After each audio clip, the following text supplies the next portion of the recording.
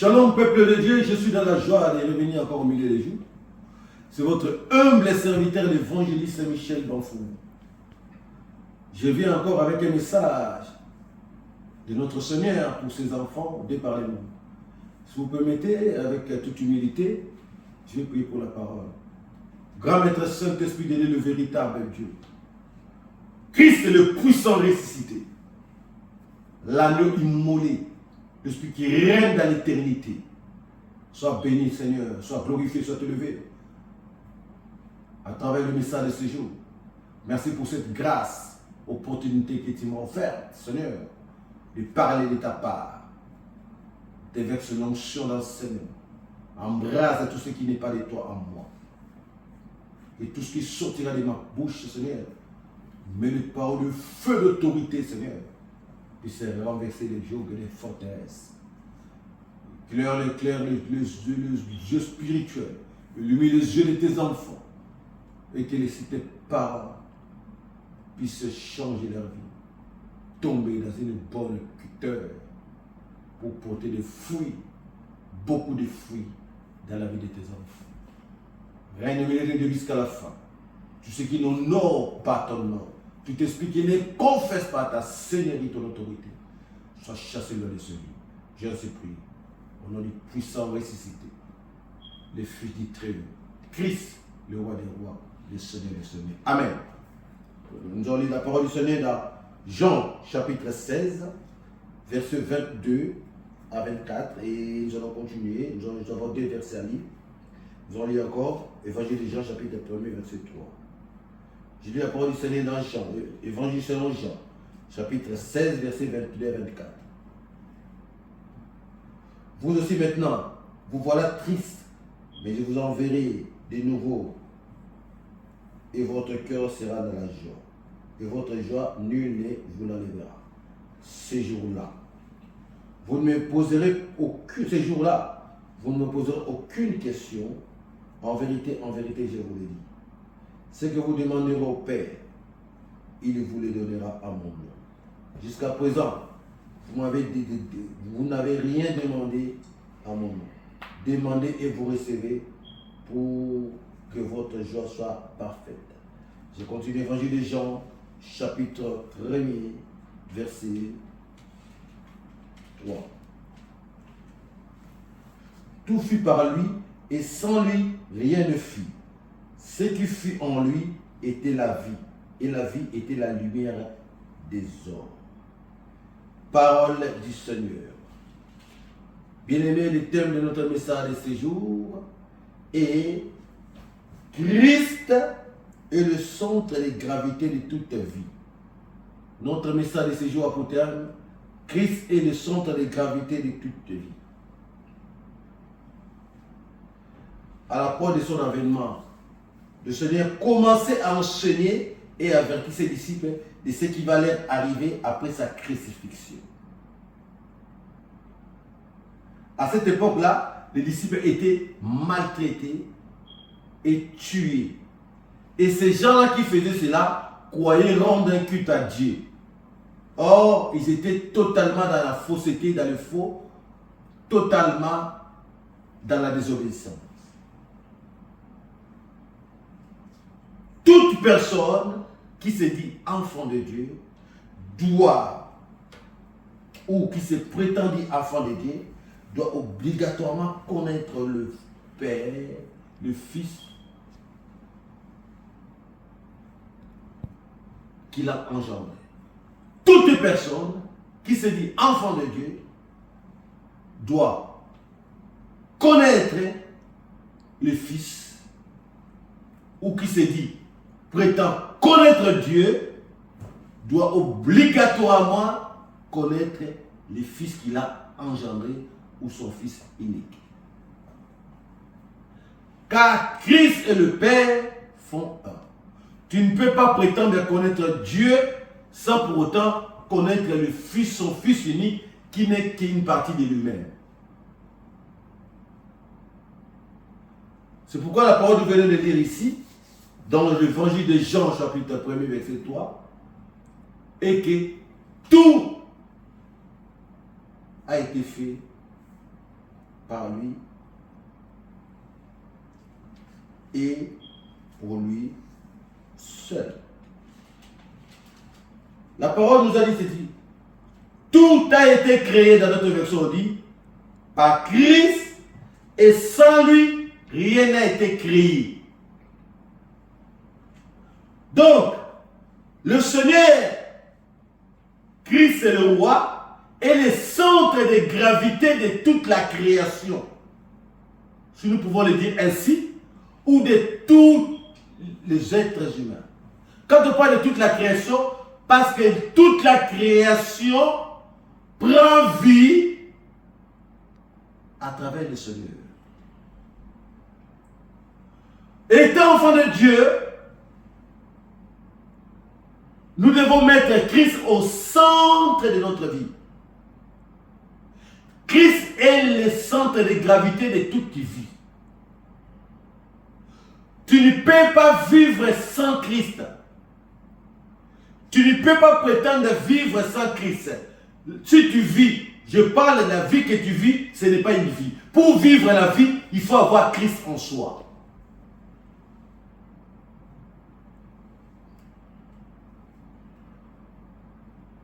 C'est pourquoi Dieu veut attirer ce que toute personne qui connaît son nom puisse se demeurer en son Fils. Pour que ces derniers puissent quoi? Porter beaucoup de fruits. Car il est le centre de gravité, comme je venais de le dire tantôt, de toute la création ou de l'humanité tout entière. Donc, tout ce qui se dit enfant de Dieu doit obligatoirement demeurer au Seigneur. C'est une obligation. La parole du Seigneur nous dit ceci. Jésus lui dit, il y a si longtemps que je suis avec vous et tu ne m'as pas connu, Philippe. Celui qui m'a vu a vu le Père. Comment dis-tu, montre-nous le Père? Nous sommes dans l'Évangile de Jean, toujours chapitre 14, verset 9. Donc, ne va pas chercher le Père plus loin. Le Père est Christ. Donc, quand tu obéis au Seigneur, tu es en train d'obéir au Père. Mais si tu ne reconnais pas Christ, c'est que tu n'as rien fait. Tu ne seras pas exaucé. Pour que tes prières soient exaucées, tu es obligé de reconnaître le Fils unique qui est sorti du Père, qu'on appelle Christ.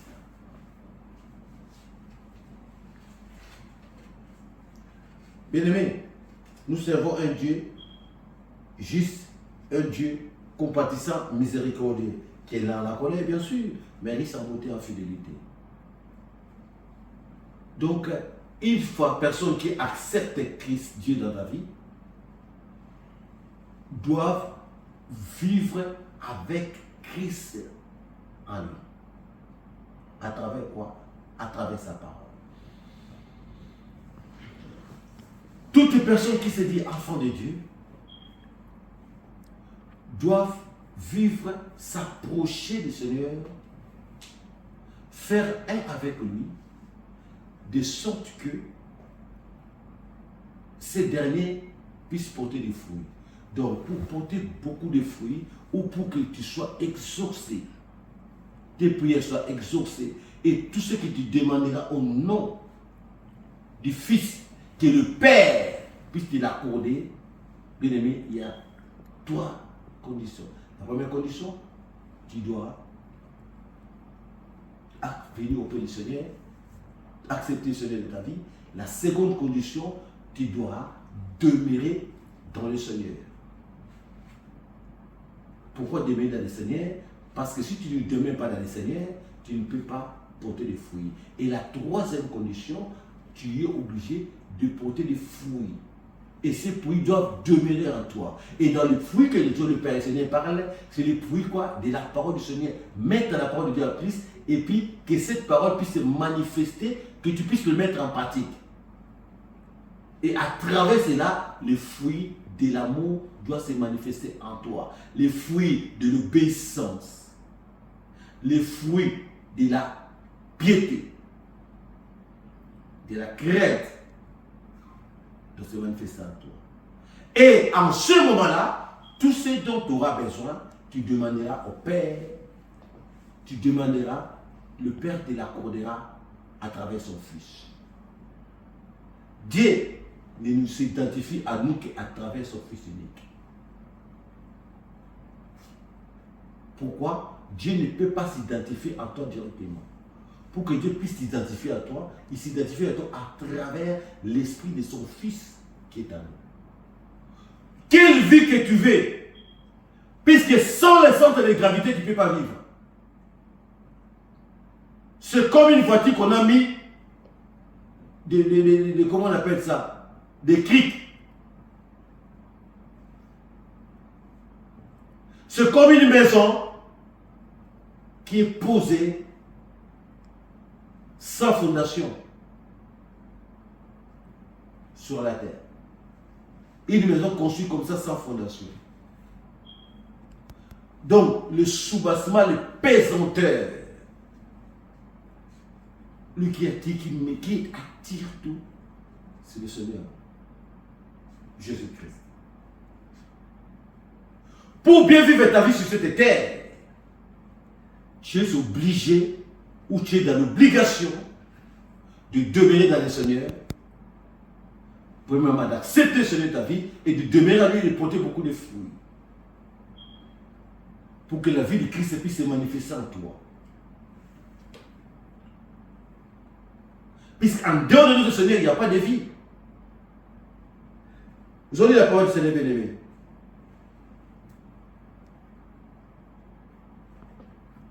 Colossiens chapitre 1 verset 16. Colossiens. Épître de Paul aux Colossiens. Chapitre 1 verset 16.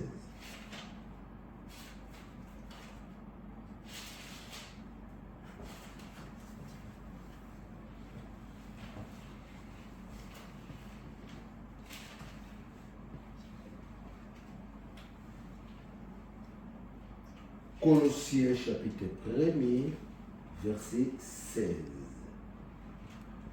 Épître de Paul aux Colossiens.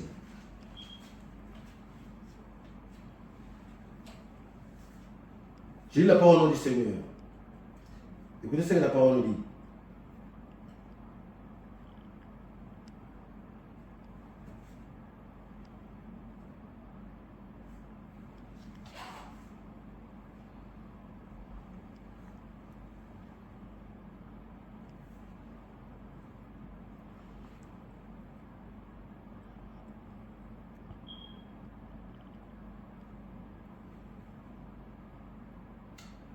Car en lui,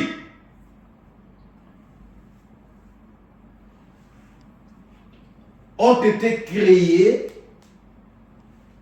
toutes choses qui sont dans le ciel et sur la terre, les visibles, les invisibles, les trônes, les seigneuries, les principautés, les puissances. Tout a été créé par lui et pour lui seul. Amen. Tout a été créé par lui et pour lui seul. Bien-aimé, tout a été créé par le Seigneur. Il est le centre de gravité. C'est lui qui contrôle toutes choses. Comment veux-tu vivre en dehors de ce centre de gravité? Le centre de gravité, c'est ça qui mesure, qui contrôle, qui est au centre, qui soutient tous les deux parties. À droite comme à gauche. Nous ne sommes pas en physique. Mais si toi, tu ne reconnais pas celui qui a créé toutes choses, ou tout ce qui a été créé par lui, comment veux-tu avoir la vie? La vie dont je parle, ce n'est pas la vie de se réveiller le matin et de dormir le soir, de se réveiller, partir au travail et revenir, rentrer à la maison. Ce n'est pas ça la vie. La vie dont je parle, c'est la vie de l'assurance divine. C'est la vie assurée, conduite par le Seigneur. C'est la vie donnée par le Seigneur qui fait de toi un véritable enfant de Dieu, qui fait de toi un véritable disciple de Dieu, qui fait de toi un vrai fils de Dieu, pour que cette vie-là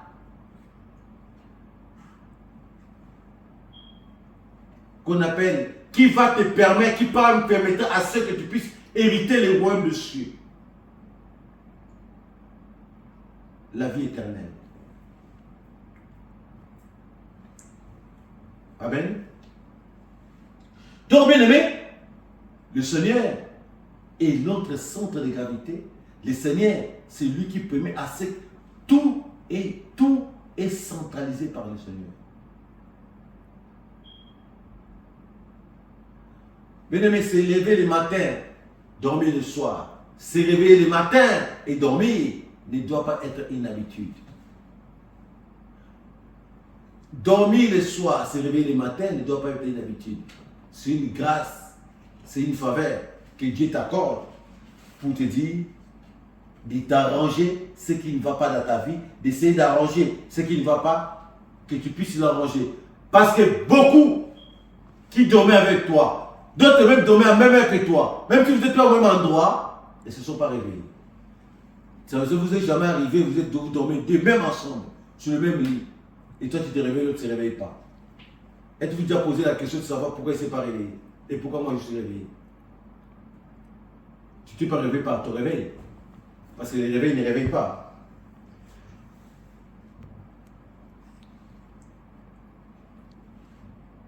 Donc le Seigneur est le modèle parfait, l'exemple parfait que nous devons suivre. Il n'y a pas d'autre modèle. Il est le modèle parfait que nous, ses enfants, que nous sommes obligés de suivre. Quel était ce modèle? Le Seigneur a pris en pratique les commandements de son Père. Sur lui-même étant Dieu, a mis en pratique les commandements de son Père, à plus forte raison nous.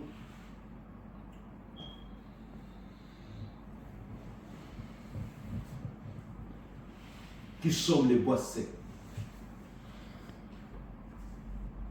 Demeurez dans le Seigneur. Pourquoi? Parce qu'il est le centre de gravité de toutes choses. Demeurez dans le Seigneur parce que la vie ne peut que venir du Seigneur. Mais la vie ne peut pas venir d'hier. Quand on parle de la vie, et le bonheur ensuite ne peut pas venir d'ailleurs, ne peut venir que de notre Seigneur. Celui qui est le bonheur, celui qui est la vie, c'est lui qui donne tout. La parole est claire là-dessus. Si vous demeurez en moi, vous êtes réellement mes disciples. Demeures-tu dans le Seigneur? Mon frère, ma soeur, demeures-tu dans le Seigneur? Est-ce que tu demeures réellement dans le Seigneur?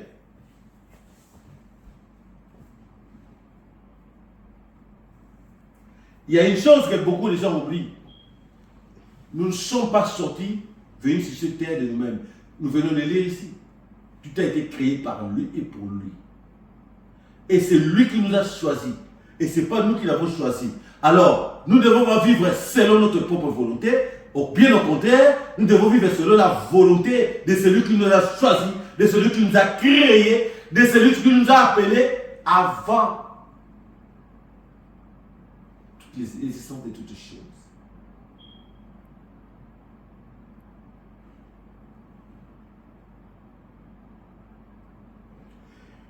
Christ, le centre de gravité de toutes choses, le centre de gravité de toute une vie, de toutes les vies. Quelle vie mènes-tu, mon frère, ma soeur?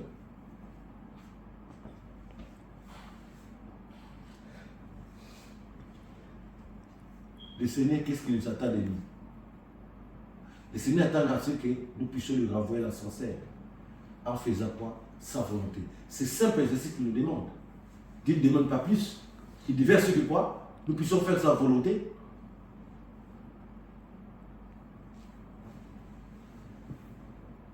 Faire la volonté de Dieu. Quand tu fais la volonté du Seigneur, celui qui reconnaît le Seigneur Jésus-Christ, reconnaît aussi l'autorité du Père. Toute personne qui ne reconnaît pas le Seigneur, Christ comme Seigneur et Sauveur, ne reconnaît pas non plus le Père. Le Père ne le reconnaît pas. Si tu ne connais pas le Fils, le Père aussi ne te reconnaît pas. Si tu connais le Fils, tu honores le Fils, les pères aussi t'honorent. Car lui et le Père font un. Bien-aimés, vous allez remarquer, il y a des gens, ils vivent, ils se croient n'avoir pas besoin des gens. Moi, j'ai besoin de personne, je n'ai pas besoin de Dieu, j'ai tout. C'est une grosse erreur. Détrompe-toi. Le souffle de vie, bien-aimé, le souffle de vie qu'il nous a donné, c'est un trésor inestimable, immérité. Comme je viens de le dire, si nous réveillons le matin, c'est une grâce qui nous a fait davantage. Notre centre de gravité, Seigneur. Bien-aimé, nous ne devons pas connaître, ce ne sont pas nos relations qui nous donnent la vie. Ce n'est pas notre travail qui nous donne la vie. Ce n'est pas notre courage et non plus notre savoir-faire. Mais celui qui nous donne la vie, c'est le Seigneur. Celui qui nous donne la vie, c'est le Créateur des cieux et de la terre. Le véritable Dieu. Nous devons s'attacher à lui. Bien-aimé, nous devons s'attacher à lui. Pour bien vivre sa vie sur cette terre, nous avons besoin de lui. Sans lui, nous ne pouvons rien faire. C'est pourquoi, bien-aimé, à chaque fois, nous devons mettre en pratique la parole du Seigneur. Nous devons fructifier, porter des fruits. Les fruits des changements, les fruits des transformations, les fruits d'obéissance, les fruits des craintes, les fruits d'amour à nous. L'obéissance à nous. Car l'obéissance vaut mieux que les sacrifices. Regardez l'exemple qu'il nous a donné. Lui-même qui était obéissant à son Père. À plus forte raison de nous, qui sommes créés par son image et par sa ressemblance. Or, nous sommes son image, donc nous sommes des copier-coller, comme on dit, des Seigneurs. Alors nous devons faire pareil que lui. Tu es l'image du Seigneur, mais qui fait le contraire de son image, cette image. Toi qui es la ressemblance du Seigneur, mon frère, ma soeur, tu fais le contraire de ta ressemblance. Pose-toi la question, qu'est-ce que tu es en train de faire? Tu es l'image du Seigneur, tu es la ressemblance du Seigneur, mais tu fais le contraire de ce qu'il est.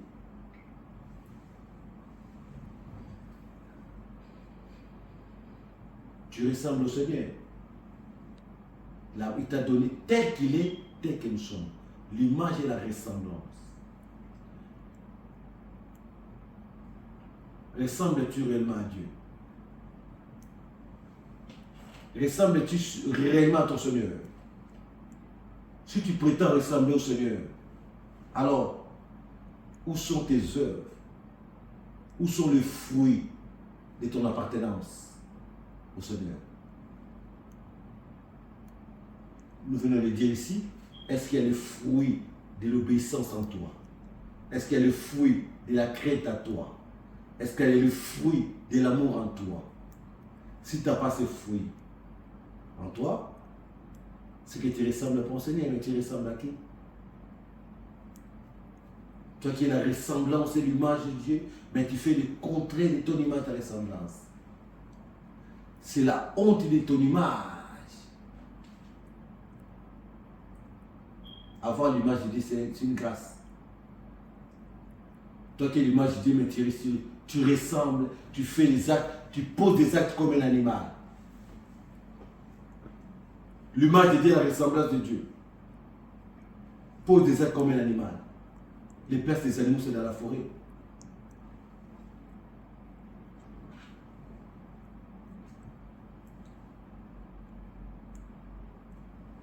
Pose-toi la question de savoir, les actes que je pose ressemblent réellement à mon image que je représente. Les actes que je pose ressemblent réellement à la ressemblance. Puisque je suis son image, puisque je suis la ressemblance du Seigneur, puisque je suis l'image du Christ, puisque je suis la ressemblance de Christ. Est-ce que je ressemble vraiment à Christ? La ressemblance du Seigneur, l'image du Seigneur, doit se manifester à travers le comportement, à travers les actes que nous posons sur cette terre. Quand on prend l'image, Dieu, quand il a mis son image, il a dit créons l'homme à notre image et à notre ressemblance. C'est-à-dire, l'homme doit répéter, l'homme doit faire ce que nous faisons. L'homme doit ne faire que répéter ou faire tout ce que nous avons fait et l'homme est capable de le faire. L'homme doit marcher comme nous marchons. L'homme doit agir comme nous agissons.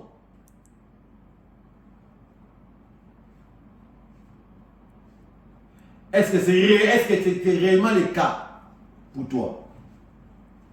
Est-ce que c'est le cas pour toi, mon frère, ma soeur? L'image de Dieu. Vous allez voir une personne qui se dit image de Dieu, ressemblant de Dieu, qui va à l'église, qui se dit chrétien. Et là, le premier accusateur des gens.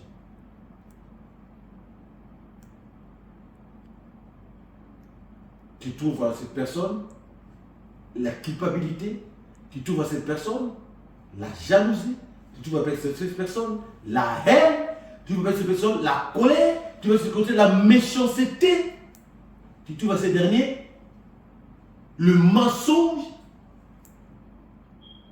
tu trouves à cette personne l'hypocrisie. Pose-toi la question de savoir de qui ressembles-tu. Nous venons de dire ici, les gens qui persécutaient les chrétiens à la mort de Christ et à la crucifixion, ces gens, qu'est-ce qu'ils faisaient? Ils savaient quoi faire des guerres. Or, en réalité, ces gens ne connaissent ni le Père ni le Fils, parce que toute personne qui se dit enfant de Dieu, qui s'identifie à travers le Seigneur, il ne doit poser que des bons actes. Il doit bien se comporter, poser des actes qui honorent l'image que tu es, de Dieu que tu es, qui honorent la ressemblance de Dieu que tu es. Honore-tu l'image de Dieu qui est en toi? Honore-tu la ressemblance de Dieu qui est en toi? Vous avez une personne menteur numéro 001. Il ment comme un respire. Il a la facilité de mentir. Il a la facilité de tuer.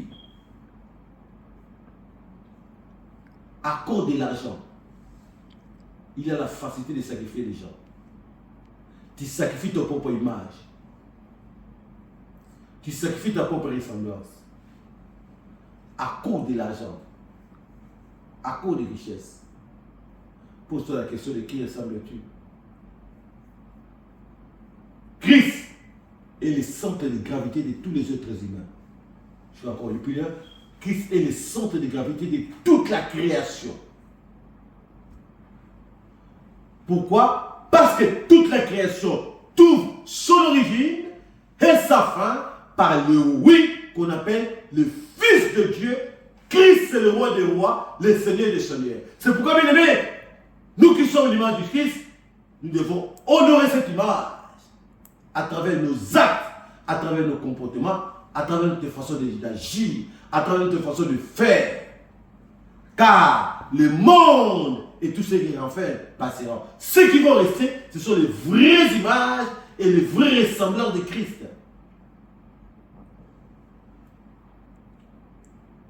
Qu'on appelle les vrais fils de Dieu. Qui ont réussi une nouvelle naissance, une nouvelle vie, la vie éternelle à travers Christ. Nous sommes des représentants de Dieu sur la terre. Comporte-toi comme un véritable représentant de Dieu. Comporte-toi comme un véritable, tu es, comme on dit, pas le souci. Tu es plus que ça. Tu es la ressemblance. Pour ne pas dire le jumeau de Dieu. De qui ressembles-tu? Qui est ton Père? De qui ressembles-tu?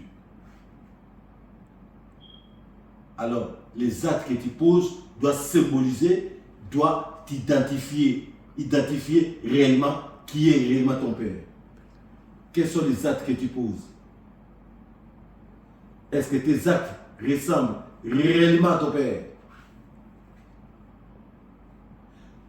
C'est pourquoi, bien aimé, le véritable Dieu, le créateur de toutes choses, a voulu à ce que je puisse venir avec ce message pour dire à ses enfants que lui, il est le centre de gravité. Pour vivre, Tu es obligé, c'est une obligation, tu es obligé de s'approcher, de t'attacher avec Christ et de faire chemin avec lui. Parce que tu es l'image de Dieu. Pour que tes prières soient exaucées, pour que Dieu puisse te donner tout ce que tu as besoin, la première condition, tu es obligé d'accepter le Seigneur dans ta vie. La seconde, et tu es obligé de t'attacher à lui, à travers sa parole. Et la troisième, porter beaucoup de fruits. En ce moment-là, que tout ce dont tu demanderas au Père, au nom de son Fils unique, te sera accordé. C'est la parole qu'il est dit. Nous l'avons bien dit ici. Je vais lire rapidement la parole.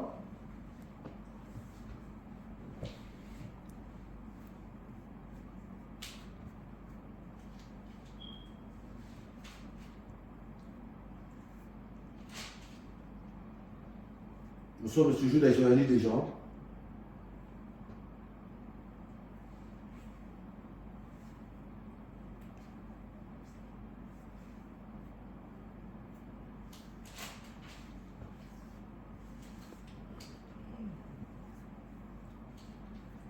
Nous sommes dans l'évangile de Jean chapitre 5, Jean 16, 16.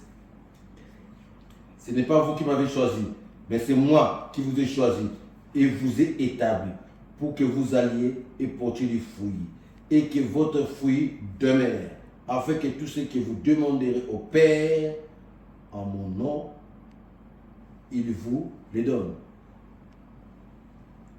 Amen. Tout ce que vous demanderez au Père au nom du Fils vous sera accordé.